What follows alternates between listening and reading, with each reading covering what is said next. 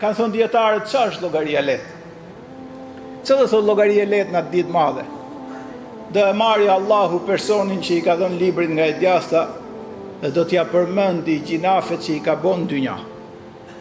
Atë kujtohet robi im që ke bërë këtë në tokën time në filan ditë, filan sekond, filan minut. Thot po Zot.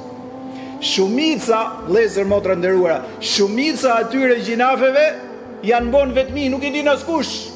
Ne jemi gjithë në xhami sot, shumica mëkateve që ne bëjmë është ato që bëjmë vetmi, se na vjet turp me i bën publik. Thot atë kujtohet dhe ky gjinaf që s'pa njeri, po unë të kam parë, thot Zoti gjithësisë, se mos më ka mungua si shikim. Atë kujtohet ky gjinaf në këtë kohë, ndoshta për ditë, çdo 2 ditë, ndoshta një herë në javë, pa rëndësi ka, ja përmend thot to gjinafe dhe njeriu trembet. Thot ati kam mbulun dynja, sa gjinave kemi në fshetas dhe vetëm ne i dim dhe Allahu mandushëm as një tjetër.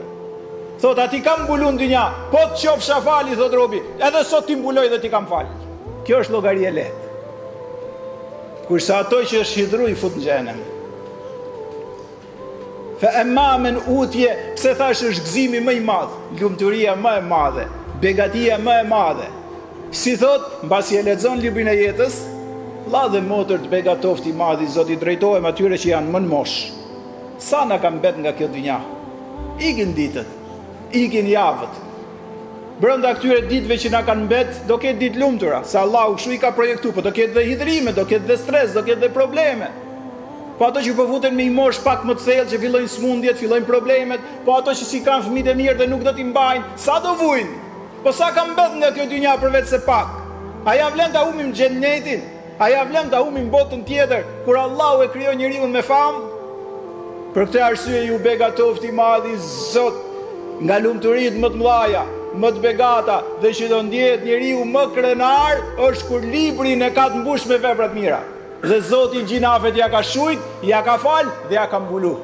Wa yanqalibu ila ahlihi masrura. Kthehet sot ke familja mbasi e ka lexuar librin, gjinafet janë fshi, i kanë ngel vetëm të mirat, kthehet i lumtur sot dhe krenar ke familja e tij. Po dhe familjen e ka pas musliman. Kurse ajete në surën Haqqa thot fa amma men utiya kitabahu bi yamini fa yaqulu ha muqra'u kitabiya. Ati që i vjen libri thot nga e djatha, e ngren librin para gjithë njerëzimit dhe thot, ky është libri i jetës time, s'ka turp. Sa aty janë fshi gjinafet dhe kanë mbet veprat e mira. Aty kanë mbet alhamdulillahi rabbil alamin. Çka kanë mbet aty? Aty kanë mbet 5 vakte që ti ke fal. Lumë si ai që valet. Lumë si ai që kur të lexoj çdo ditë i ka 5 vakte brenda. Çka ka prapë aty? Ka çdo vit muaj Ramazani. Aty ka zeqat e hax. Çka ka aty që ti të lumturohesh kaq shumë? Po ti s'kthehesh dot. Kthehet sot ke familja i gëzum. Po si do kthehesh ti i gëzum ke familja nëse me familjen s'e sjell mirë? Pra ai që kthehet ke familja e ka pas bosh të jashtëzakonshëm shoqërisë familjen. I ka thënë babës babë, nënës nënë. E ka trajtu në formën më fine dhe elastike bashkëshortën e vetë, dhe bashkëshortja bashkëshortit. Kjo do thotë ti je musliman. Me këtë do krenohesh. Është për kujdes për fëmijët, i ka eduku dhe i ka arsimu sa ka pas mundësi, është lut me shpirt për ato që dalin të hajrit. Ky kthehet ke familja vetë dhe i lumtur. Nuk mbaron vetëm me familjen, thot, ha u muqra'u kitabia, i thot gjithë njerëzimit, ky është libri im.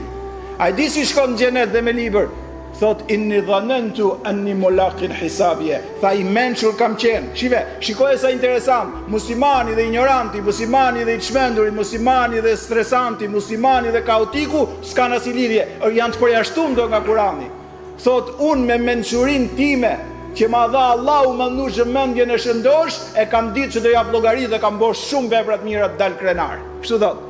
Kurse kur flet në surën Mulk për ato të cilët do shkojnë zjarr, çfarë thonë? Law kunna nasma'u aw na'qilu ma kunna fi ashabi sa'ir. Nëse do kishim dëgju ato që flasin gjëra të mira dhe kishim logjiku për krijimin madhështor të Allahut xhelle xhelalu, që për të treguar madhështinë e vet krijoi një univers të tërë, nuk do kishim qenë nga banorët e zjarrit. I mençuri nderohet në këtë botë, shkon në xhenet.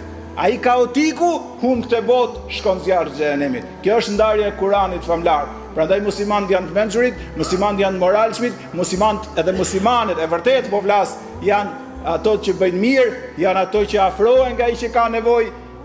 e përkrajnë atë që është i smur, e ndihmojnë atë që është i varfër, i gjenden atij që është nevojë dhe janë njerëz që kudo që shkojnë rrezatojnë mirësinë e kësaj feje madhështore që në mënyrë graduale materializmi po ja heq dhe muslimanëve këtë gjë.